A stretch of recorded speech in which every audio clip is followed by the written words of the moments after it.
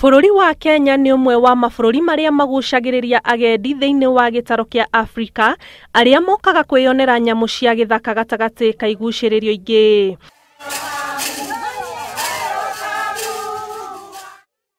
First Lady Margaret Kenyatta arauga harĩ bata wa kũgitĩra nyamũ ici na makĩria mũno thutha wa ataaramu a marĩa matũrigicĩirie gũkorwo makiuga nyamũ cia gĩthaka irĩ ũgwati-inĩ wa kũhuka kumana na ũthũkangia wa rĩera na marĩa matũrigicĩirie. If we fail and find the environmentalists' predictions of extinction of our precious wildlife, especially the elephant and rhino, to be true, we shall truly have failed the future generation, our children and our children's children. Margaret ũrĩa warĩirie mwena wa Nanyuki hĩndĩ ya gũkũngũĩra mĩaka 35 ya gĩkundi gĩa gũthaitĩra nyamũ cia gĩthaka kĩa William Holden, ningĩ nĩ agathĩrĩirie gĩkundi gĩkĩ nĩ itemi rĩrĩa kĩnyitaga rĩa gũthaitĩra nyamũ cia gĩthaka. So I applaud the work of the foundation, its innovation in wildlife education program that has served thousands of people, mostly Kenyans,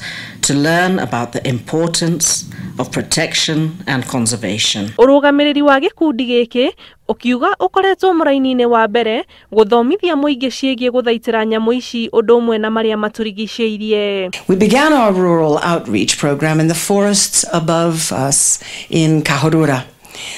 Then we reached out to 6 other areas by constructing libraries and offering books and lectures on biodiversity, conservation, and alternatives to habitat destruction for man and animal. We thank God for you, we celebrate you, and I will continue working with you, so are the rest of the members of parliament. First Lady akoretwo mũraini-inĩ wa mbere harĩ kũgitĩra nyamũ cia gĩthaka kũrĩa Akenya arĩa maikaraga icigo-inĩ iria irĩ na nyamũ ici makoretwo makĩnorwo na njĩra nene ũrĩa mabatie nĩ gũikarania nacio.